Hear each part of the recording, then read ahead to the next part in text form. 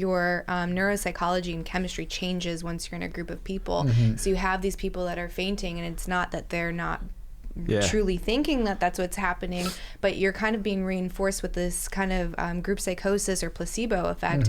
And you have these poor people that are giving a lot of money to be healed, or like, God forbid, a sick child, and you have the church taking it. And then there was this one, it was awful. This little boy ended up dying, and the parents had come over from India, and they donated all of this money, and there was like this investigative journalist that was asking, like, well, are you disappointed in the pastor? And they're like, no, it was my own fault, and it was my karma, and it goes for 3 lineages, and that's why. So it was really my fault. I didn't believe enough, or it was like this karmic resonance as to why it happened. And she goes, well, where did you learn that? And he goes, the pastor.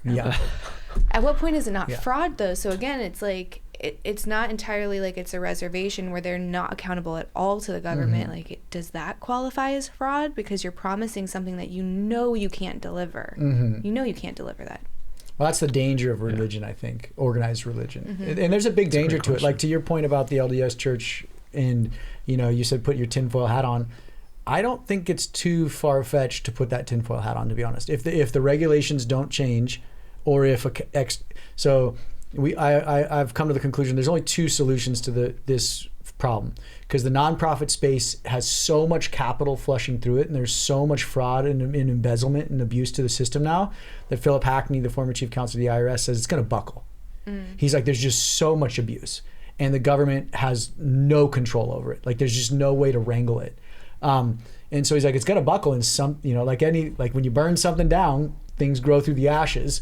But it's like, do you want it to buckle, or is there enough time to kind of push the brakes and say, hey, there's solutions, but they can either be governmental or internal. And so that we're hoping that our solution, it's not the perfect solution, but it's going to be a solution, and hopefully it brings enough accountability in that it kind of helps right the abuse in the system. But to go back to that, the LDS church, just think if they continue to buy up land, and their investment fund is so big now, and I'm going to spoil a big thing in the show here.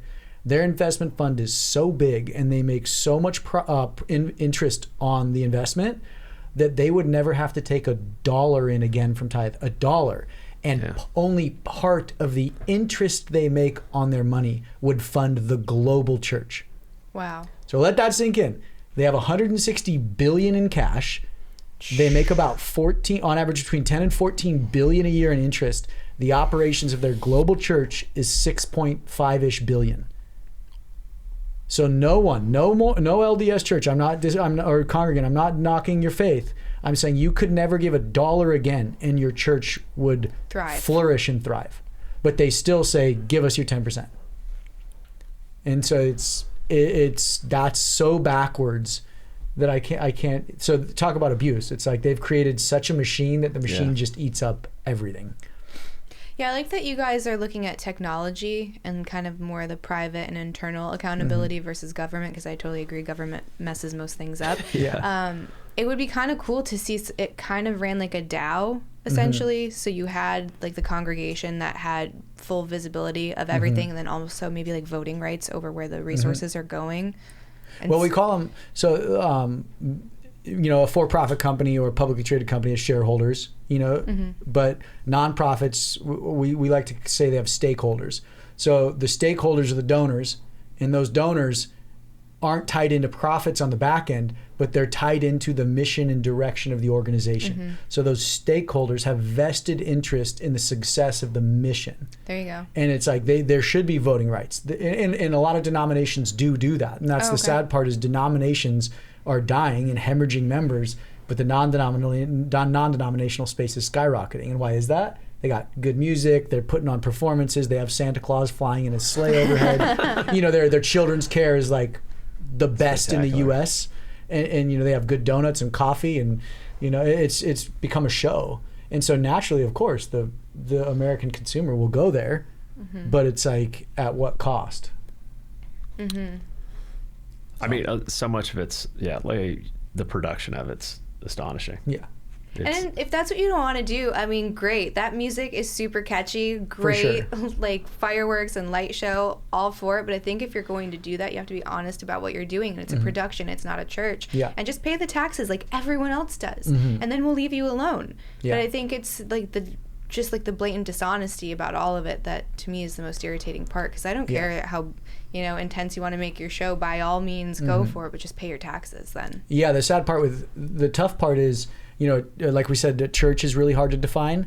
So in the 1970s they brought in these things which Chris touched on, associations or auxiliaries or conventions of churches. So now churches are absorbing nonprofits, secular nonprofits, and as they absorb these nonprofits, they flip them and register them as churches. And so once they register them as a church, that nonprofit no longer has to file a 990. And so you have churches buying out radio stations, TV networks. So they're literally conglomerates now scooping up these different entities, bringing them under their banner, and then none of them have to file tax or 990s with the IRS. And so now I can say my church, let's call it Microphone Church, I acquired Chris's table nonprofit. So I'm going to bring his nonprofit under my fold, and then I'm also going to acquire your podcast because it's so great, right? So now all of us are churches, and I want to tell my people that are giving to me, I want to be able to say I give 30% of my money away. So I'm going to give 15% to Chris, 15 to you, and I say we gave 30% away. Yeah. All it did was transfer to my other bank accounts. Yeah. No way. That's what's happening. So, and also another alternative is just get rid of taxes for everyone else then. I think that's a guy. Hey, you know what I mean? I'm for that solution. So you guys do it. I just want to be able to do it too. Yeah. You know what I mean? Yeah, I just think if there was a better balance between the nonprofits trying to solve the world's problems and the government trying to be the world police, and there was a better balance there, it's just, it's like government is trying to do everything they possibly can in the world, and it's like, come on, like. We've got people dying, people homeless, people starving, people sick, and we're worried about everything else. And then you've got the nonprofits who can do something about it. But it goes back to social capital, right? It's like we need to, the church, us as individuals, the government needs to focus on their social community. And if we got back to that, I feel a lot of these problems would shake themselves out. It's like if the church focused on the 200 people in their congregate and their 10-mile radius, that would build that community up. And instead of focusing on the global, we want to be big on social media, and we want to have 5,000 people watching our live streams, and we want to focus on your community. Just like the nonprofit, focus on your community. Hey, U.S. government, maybe focus on your social capital, which is the U.S. And if we went back to those communities, I think a lot of these the big fraud and abuse and inearment would kind of just disappear, but who knows? And I believe that this show that will be coming out at the end of the year is going to be the beginning of that turning point. And then the solution that we're creating is going to evolve over just going to be multiple versions of it over the years, and partnering up with the community on it. That Nathan said something. It was like, hey, like when originally when Jesus was on earth, right? Like his teaching was right here.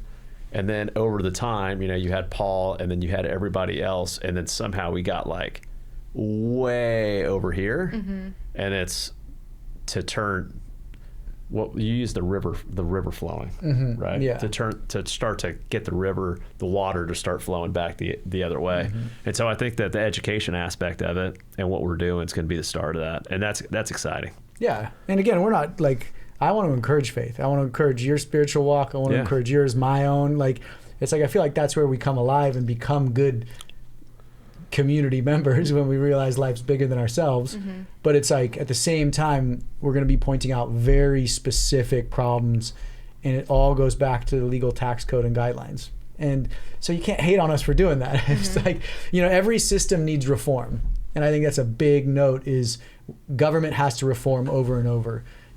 Like all school systems, hospitals, we always have to reform, because if we're not reforming, we're going to end up just becoming like the Vatican, which is now like you can walk through it and pay your fee and see their beautiful paintings and you leave, that system's crumbling. And so if the religious and nonprofit sector does not reform, it's going to crumble. Just when I see how expensive structures are in the religious world, I just shake my head. I mean, so much money goes to those. like the temples, right? Do you have any good numbers or data on that? I think the Mormon Church spent $1 billion on their temple in Rome. That's so surprising, because when I think Mormon, I just think like a buggy and minimalism and A young man on a mission, dressed a certain way, on a bike, simple guy. Yeah. That is not. I would never have guessed that. Yeah. Well, because they're actually, like, I live in Utah. They're amazing people. Absolutely. And it's but the machine, you know, if you're a for-profit company, you have to work for your profit. You have to sell a good profit, because if someone outpaces you or outsells you, you die on the vine. But if you have a built-in revenue stream that you can forecast year over year, and as long as you don't change your model up, that revenue stream is consistent, what are you going to naturally do? Like, you're just going to build thicker walls, thicker insulation. You're going to just create a machine that's impenetrable. And that's what the LDS Church has done. And I'm not, I am not just knocking the LDS Church. Like, when you look at the Vatican and why Martin Luther in the 1500s demanded reform, and he nailed those 95 theses to the wall of the cathedral, he was so angry with how the church was extracting money out of people. Like, most of his 95 theses are about indulgences. And my favorite indulgence is, if you or thesis, or not theses, I think it's number 44 or 45, is he goes, if you are walking to your church or your temple or your cathedral to buy an indulgence and you step over someone in need, you are going to incur the wrath of God.